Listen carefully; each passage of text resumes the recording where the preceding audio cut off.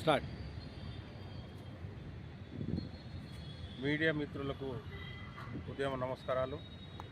తెలంగాణ రాష్ట్రంలో కాకినాడ ఆదిత్య విద్యా సంస్థల పేరుతో విద్యార్థులతో చెలగాటమాడుతున్నటువంటి విద్యా సంస్థలను తెలంగాణలో రద్దు చేయాలని విద్యార్థి నాయకునిగా డిమాండ్ చేస్తున్నాను.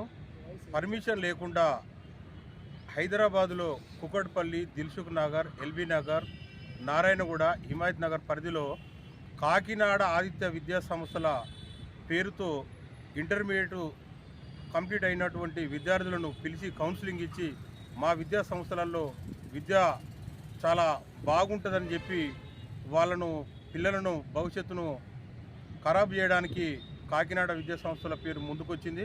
అలాంటి విద్యా సంస్థలను తక్షణమే ఉస్మానియా యూనివర్సిటీ మన వీసీ గారు, తర్వాత రిజిస్టర్ గారు ఆ యొక్క విద్యా సంస్థను రద్దు చేయాలని మేము విజ్ఞప్తి చేస్తున్నాం. ప్రభుత్వానికి కూడా ఇప్పుడు విద్యాశాఖ మంత్రి గారు, ముఖ్యమంత్రి రేవంత్ రెడ్డి దగ్గరనే ఆ శాఖ ఉంది కాబట్టి కాకినాడ ఆదిత్య విద్యా సంస్థలు ఏదైతే ఉన్నదో దాన్ని తక్షణమే మా తెలంగాణ రాష్ట్రం నుండి రద్దు చేయాలని మేము డిమాండ్ చేస్తున్నాము.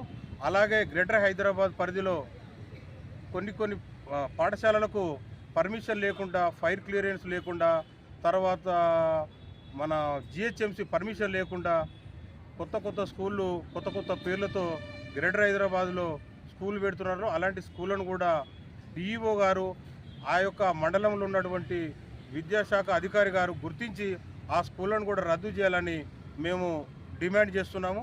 ప్రభుత్వానికి విజ్ఞప్తి కూడా చేస్తున్నాము. మీరు ఆ స్కూల్ని గుర్తించారు ఏమన్నా? చాలా స్కూళ్ళు ఉన్నాయి.